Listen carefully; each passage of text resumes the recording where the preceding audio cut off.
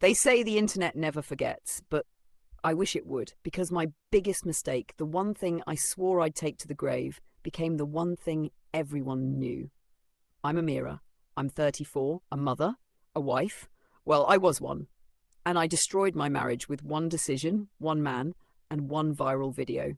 This is not a story I'm proud of, but it's real. And if you've ever felt invisible in your own home, maybe you'll understand. Malik and I were married for 9 years.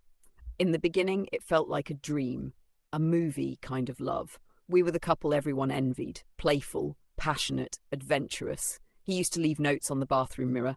I'd cook his favourite meals just because. We'd have spontaneous weekend trips. We'd laugh in the middle of arguments and make love in the middle of the afternoon.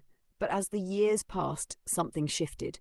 It wasn't sudden. It wasn't dramatic. It was slow, quiet, like a light bulb dimming without you noticing until you're sitting in the dark. Conversations got shorter, touches became rare, hugs were replaced with nods, passion turned into routine, and the silence, it became deafening.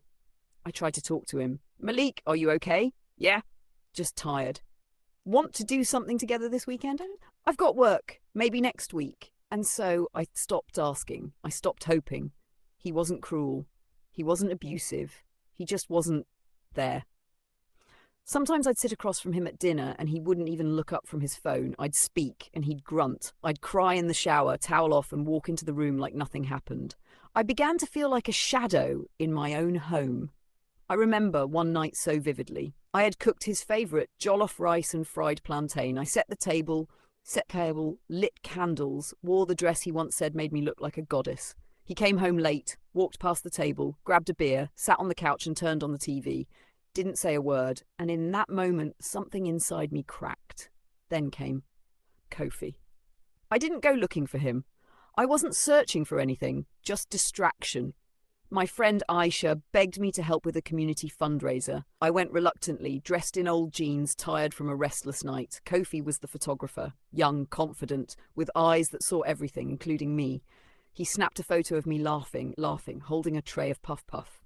You look happiest when you're not pretending, he said. I laughed, brushing it off, but his words, they stuck. That night, I stared at the photo, zoomed in on my own face. Was I pretending? When had I stopped being happy? We bumped into each other again a week later. Pure coincidence, or fate, or maybe just poor judgment. He remembered my name. I remembered his smile. We started messaging, harmless things, then late-night conversations, voice notes, inside jokes. He made me feel seen, like I mattered, like I was still a woman, not just a wife, not just a mother. I told myself the dinners were friendly, that the long drives were therapeutic, that the butterflies were just loneliness. But deep down, I knew, and still, I didn't stop. The first time it happened, we were both trembling. I cried after. He held me. I told him it was a mistake. He said, then why did it feel like the only thing that was real? 3 months. 3 months of lies, of hotel rooms, of sneaking around, clearing browser history, deleting texts. I hated myself, but I couldn't stop. It was like being alive for the first time in years, but also like drowning in guilt.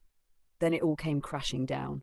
I was home watching Netflix, wrapped in guilt, when my phone buzzed. A message from Kofi. No words.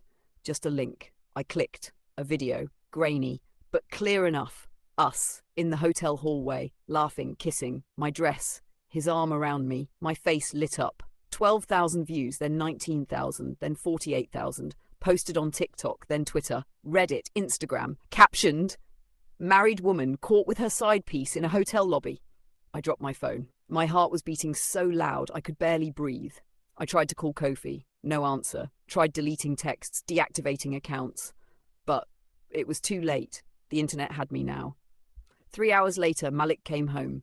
He said nothing, just walked in, sat across from me and slid his phone toward me. He pressed play. I watched my own betrayal play out on a screen, reflected in his eyes. Is that you? He asked. I couldn't speak. I nodded, and that was it. No yelling, no cursing. He stood up. Walked out, no bag, no shoes, no words, just the click of the door. And that was when my world truly shattered. The video hit 1 million views in a day. By the end of the week, 5 million.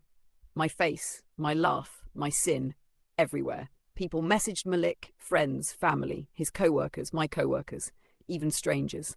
I woke up to 800 plus messages, 300 missed calls. People I hadn't spoken to in years sent me links with the eye emoji. Moms at my kids' schools stopped saying hello. Brands I worked with unfollowed me. One morning I checked my phone and saw a text from my own mother. "You've shamed us." Kofi? He messaged me once. I didn't record it. I swear, I'm sorry. Then disappeared. Good. Malik didn't come home for 4 weeks.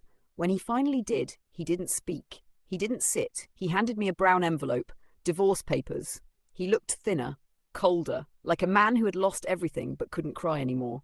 "I can't look at you without seeing that video," he said quietly.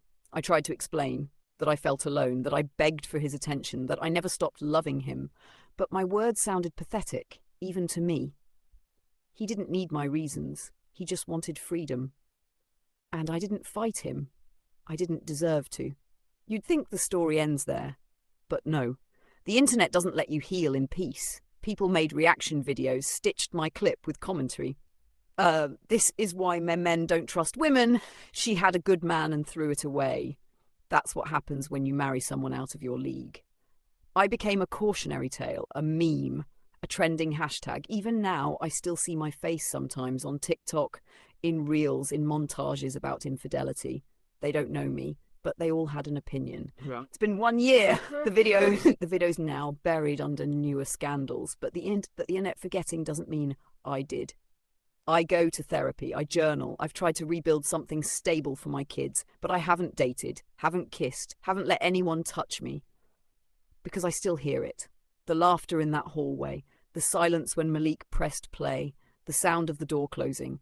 If I could go back, I'd speak up sooner. I'd scream instead of staying silent. I'd beg him to see me before I let someone else pretend to. But I can't. So I live with the truth.